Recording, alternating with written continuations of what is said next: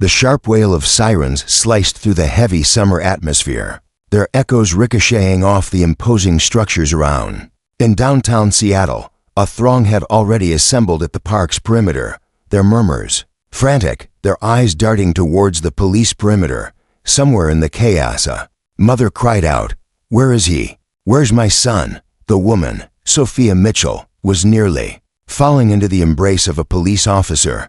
Her 8-year-old son Noah had disappeared without a sound. One moment he was frolicking by the fountain, the next, he was gone, and the whole city came to a standstill. It was unfolding. Once more, 6 months prior, Ethan Hale faced conviction for an utterly chilling offense. In recent history, the abduction and attempted murder of 7-year-old Katie Carter's trial had captured the headlines, and the evidence presented against him appeared overwhelming.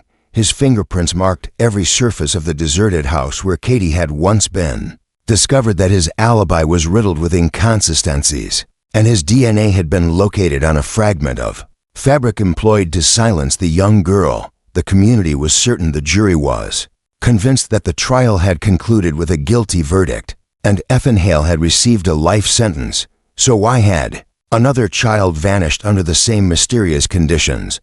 And if Hale was indeed leaning against the bars, Jack Monroe reflected on the recent events involving Noah Mitchell. The cold metal of his desk loomed as he gazed at the missing person report, his gut twisting in that familiar way. The familiar feeling returned, a nagging sensation that something was off. He had dedicated 15 years to the FBI, years dealing with some of the most unsettling cases conceivable. Yet this was an unusual situation. Ethan Hale found himself in prison, and the case had been resolved. Ed and yet Monroe had always carried the lingering sense that they had overlooked, an element that had been overlooked amidst the multitude, elements that seemed inconsistent initially. There had been no evidence against Hale. Personal computer free from interruptions, clear search history, no concealed files, no secrets, folders brimming with proof. If Hale had indeed been a serial predator, his digital the footprint ought to have been filled with clues, yet it was pristine, almost unnaturally so. Then there was the timeline. Hale had no criminal history prior to Katie's vanished without any indications of aggression or troubling mental health issues. Was merely a middle-aged individual employed at a hardware store, residing alone in a humble flat. He didn't fit the mold of someone who conceive a scheme of this nature, and now with yet another child unaccounted for, the inquiry arises. The question that had been echoing in Monroe's mind for months intensified. Had they convicted the wrong man? Rex's ears perked up, brightened as Monroe walked past the K-9 training facility at FBI. At the headquarters, the German shepherd sat upright, his dark eyes tracking the agent's every move.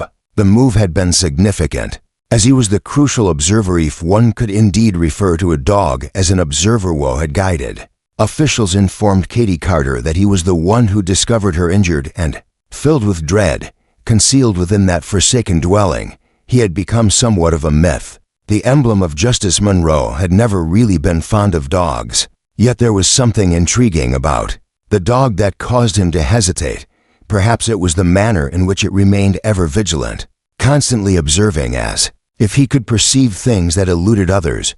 It was merely an instinct, yet Monroe had come to rely on it. There was an unsettling feeling about this case, and Rex sensed it as well. Just 2 days later, the truth began to unfold. Monroe strolled through the fringes of Seattle, where weathered, decaying structures loomed as echoes of an overlooked moment when he was pursuing a clue, a minor one, yet it was everything he possessed. Began a routine patrol with Rex when the dog abruptly halted in front of Ann.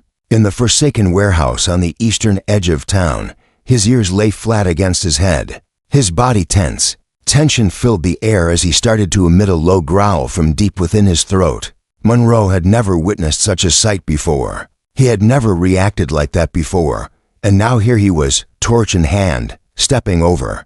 Shattered glass and rusted metal greeted him as he pushed open the creaking door. The air was heavy with dust and the unmistakable aroma of decay. There was an unsettling quality to this place. It was unsettling when Rose's gaze fell upon the floor, where a series of tiny footprints marred the dust, far too small to be those of an adult.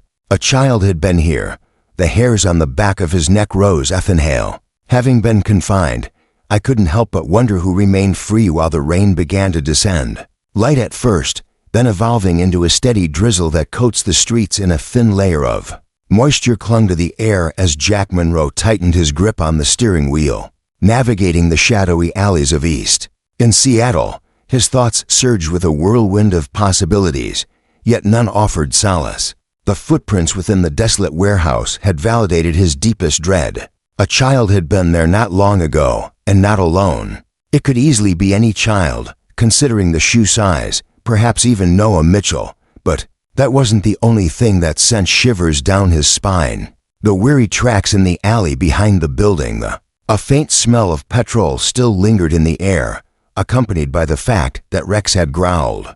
Before even entering, it was clear that someone had been there, and they had departed in a quickly now. I'm not looking for any issues, okay? Monroe squinted at a man stood before him, Henry Wallace, a homeless individual in his late 50s who had been residing in a temporary dwelling merely a short distance from the site of the abduction. He stood as the sole possible witness, yet extracting information from him was proving to be a challenge. We're not here to arrest you, Henry Monroe said with a calm demeanor.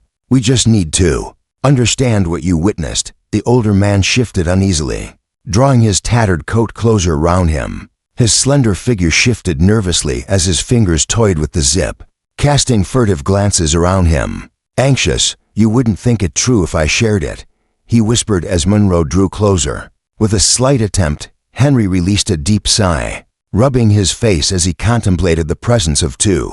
Monroe's pulse quickened at the thought of Van. Henry spoke softly, his voice barely above a whisper, as he mentioned how everyone keeps discussing the one who took the girl.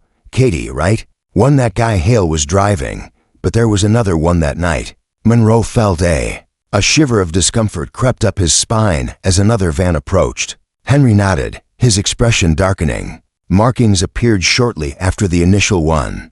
I didn't give it much thought at first, assuming it was merely some. He considered the delivery truck or something similar, but then he hesitated. Then what? Monroe pressed Henry. With a lump in my throat, I caught a glimpse of the driver stepping out, just for a fleeting moment.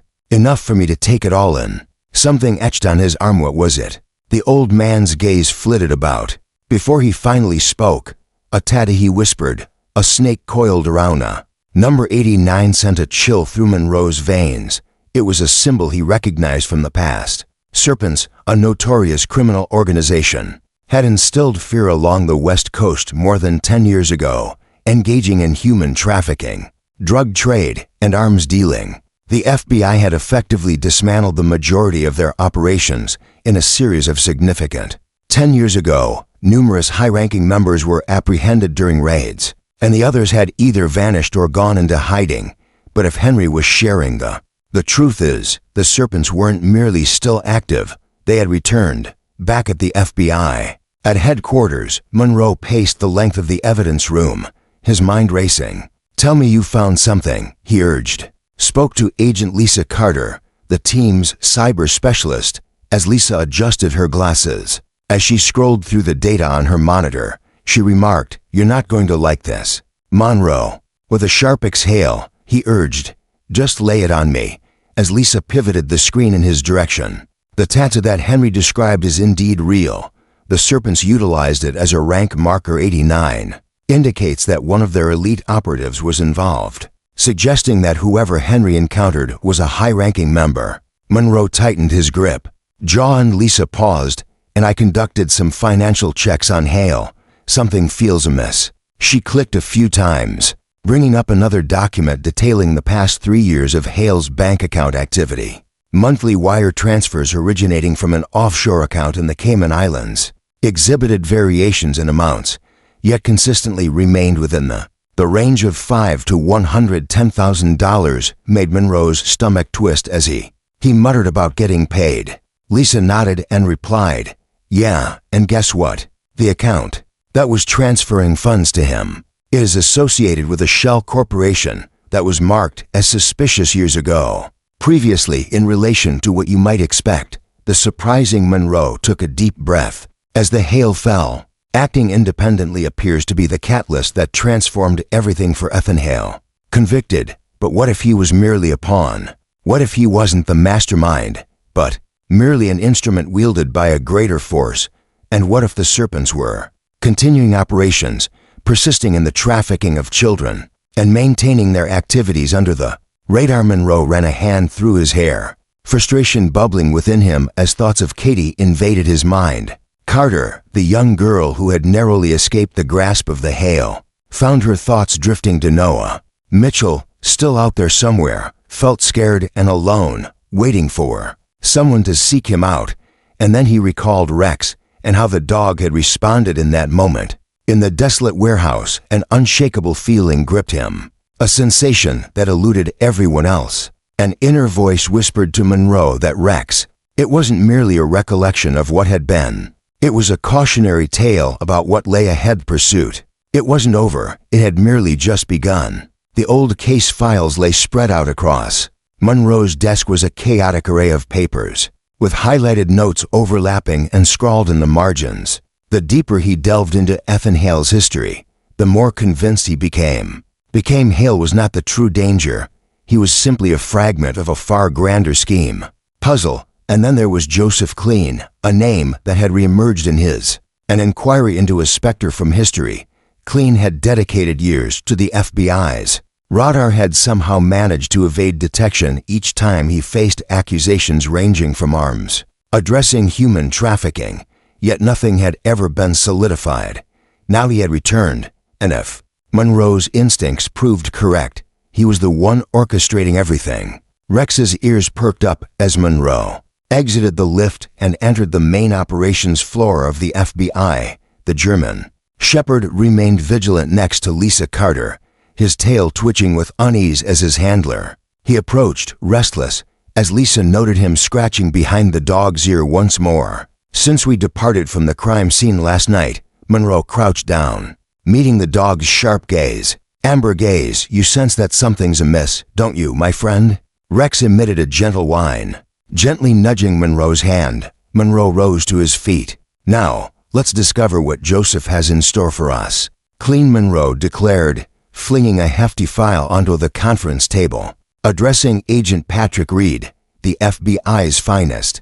The profiler leaned in, sifting through the papers, reflecting on the former military background. Individuals from special operations, released under questionable conditions, dedicated the following 10 years, overseeing security for various unsavory characters, including cartels and human traffickers. You name it. Monroe nodded and took a look at this. He pushed a printed bank statement across the table, detailing the last 3 years. Towards Richard, Hale is received monthly via wire transfers from the sender, a shell corporation linked to the Serpents. Reed exhaled sharply. Do you think Hale was working for? I believe he was their messenger, Monroe clarified, and I think Kleen is the one who issued the commands. Lisa, who had been silently focused on her laptop, suddenly stiffened. The group sensed an issue.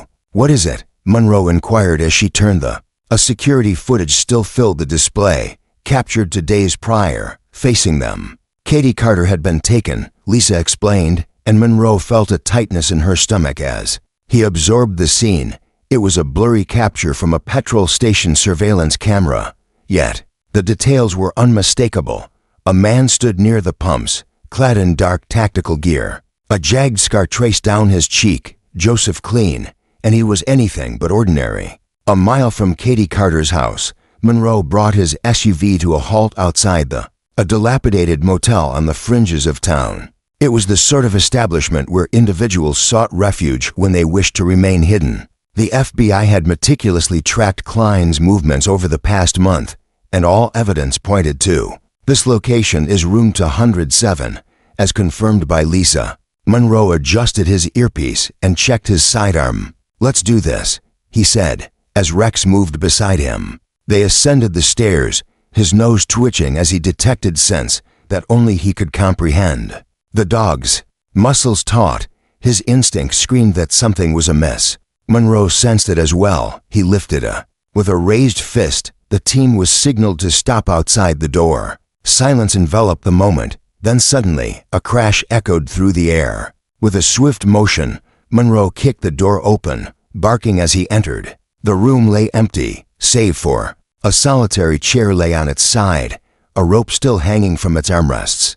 Clean had been here not long ago, and on the mirror, scrawled in red marker, were four chilling words, "You're too late." Agent Monroe paced outside the motel, irritation bubbling just beneath the surface. He was aware of our approach, Reed murmured, his gaze fixed on the message reflected in the mirror. Meanwhile, Lisa was tapping away with urgency on her device. "I'm currently reviewing the traffic cam footage. If he departed in a vehicle, I may be able to trace his movements." Monroe's phone buzzed. He glanced at the screen, a blocked number appearing. Frowning, he decided to answer. Monroe fell silent, and then a voice emerged, distorted and mechanical. "You're chasing shadows." "Agent." Monroe's grip on the phone tightened. "Who is this?" The voice chuckled. "In the shadows, the figure you seek isn't fleeing. He's observing." Monroe sensed his presence, the pulse hammering in his throat. "Where is Noah Mitchell?" The voice disregarded the inquiry. "Do you believe that Hale was the issue? Do you think Clean holds the solution?"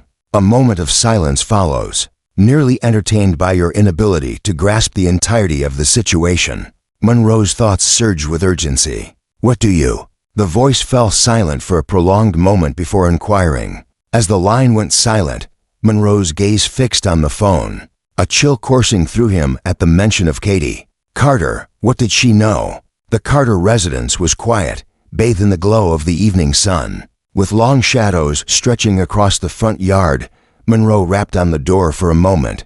Later, Sophia Carter responded, concern visible on her face as she addressed the agent. "Monroe, I need to speak with Katie," he said softly. Sophia paused, uncertain. "She's been struggling." "I understand," Monroe remarked, "yet this holds significance." Sophia exhaled deeply. As she stepped aside, Katie settled onto the couch, cradling a stuffed rabbit against her chest. She looked up as Monroe entered, her small hands gripping the toy a little tighter. "Hey, Katie," he said softly. "I need." The little girl remained silent, her eyes briefly darting towards him. Monroe crouched beside her. "Do you remember? Effin' Hale." Katie nodded slowly. Monroe, taking a breath, he wondered if he was alone that night. Katie blinked, tightening her grip on the rabbit. She tightened her grip, then finally shook her head. Monroe felt his heart pound in response. Katie hesitated for a moment before nodding. Monroe retrieved a photo from his stowaway, the grainy image of Klein from the petrol station. He positioned it in front of. She examined the picture closely, then gradually shook her head in disbelief. Monroe sensed a shiver creep down his spine. "Katie," he said cautiously, "can you tell me what he looked like?" The little girl remained silent. Instead, she reached for a crayon and on a blank sheet, she started to sketch. Monroe observed as his heartbeat calmed, yet his thoughts raced. As she raced, a figure began to take shape, a tall man. Then, she added something that made Monroe's breath catch in his throat, a mask. The drawing was crude, yet it was clear that the man Katie had seen was not Clean. He was someone entirely different. An unknown presence lingered, observing and biding its time. The warehouse loomed at the town's outskirts, its weathered metal exterior merging with the gloomy sky. It had remained deserted for years, at least that's what the record indicated, but Monroe had discovered that locations like these had a way of holding onto secrets. Rex's ears perked up as he caught a whiff of the. His posture was tense. "This is where Lisa Carter stood," she confirmed by glancing at the GPS on her tablet. The surveillance had picked up Joseph. "Clean has appeared several times in recent months. Whatever he's concealing, it's inside." Monroe adjusted his bulletproof vest, exchanging a glance with Patrick. "Reed, let's advance the team with their weapons drawn." The only sounds were the gravel crunched underfoot as they approached, the distant hum of highway traffic filling the air. Monroe arrived at the side door and he tested the handle, locked it, and nodded at Lisa, who then stepped forward with a small. The device emitted a soft beep followed by a subtle click as the door slowly creaked open, revealing the shadows within. Engulfed them entirely. The atmosphere within the warehouse was heavy with dust and Something else, something darker. Monroe's torch glided. Scattered throughout the space, there are piles of aged wooden crates and disassembled machinery, creating a sense of forgotten history. The space was cluttered with discarded office furniture. Yet it was the basement door that caused a tightening in his stomach. It was. New locks were added. This place wasn't deserted. It was. As Lisa knelt beside the control panel, her fingers flew across the keys. This wasn't merely a lock. It's a biometric scanner. Can you bypass it? Monroe asked. Lisa hesitated.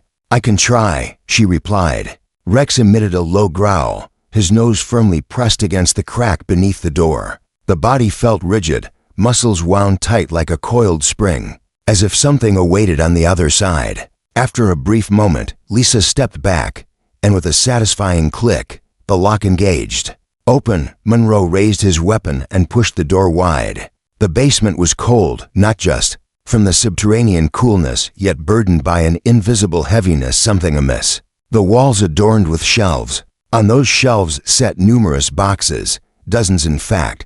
Reed reached up, pulled one down, and began flipping through it. His expression turned ashen as he uncovered files, photographs, names, and dates within. Monroe's pulse raced as he examined the documents. Each one held information about a missing child. Some details were recent while others dated back years, accompanied by a single sheet of paper distinct from the others, featuring a list of 15 names: Katie Carter, Emma Sullivan, and 13 more. Some names had been crossed out, and Monroe's stomach churned. Are these Lisa? Sever ties. If the names overlap, don't signify what I believe they signify, she consumed. Some of these kids have already met their end. Monroe tightened his fists, and the others, Lisa hesitated, still unaccounted for, which meant they were still alive. At last, they discovered the hard drive, cleverly concealed behind a panel in the wall. Enveloped in a plastic bag, Monroe swiftly connected it to Lisa's laptop. The files had been encrypted, yet one folder remained untouched, containing audio recordings within. Monroe clicked on the first file, and a distorted voice crackled through the speakers. Hail. The Carter girl is secured. A pause followed by a voice deeper and colder, belonging to an unknown man, instructing to transport her to the next location. Monroe's breath caught. That's him. Lisa stared at the screen. The voice from your phone call made Monroe nod at the masked man. Reed frowned, pondering the meaning of next location. Monroe's thoughts raced as if trying to unravel a complex puzzle. Katie was supposed to be transported, but Hale intervened before it could take place. And then there were other kids involved. They could still be in peril. The next recording sent a chill through Monroe's veins. An unidentified individual. The FBI is tightening its grip. We are incinerating all evidence. Along with Hale and the others. A moment of stillness. An unfamiliar figure takes them out. Lisa gasped, her hand covering her mouth. Oh my God! Monroe sprang to his feet. We need to move now. Outside, the sky had darkened. The wind whispered a distant siren, an unsettling melody to the terror they had just. As Lisa's phone buzzed, she stole a glance at it, her face paling instantly. Monroe held up her screen, revealing a new Messagino number. No sender, just the word to. Words came too late. Monroe felt his stomach drop. The chain of shadows wasn't merely an organization, remained vigilant, always anticipating the next move.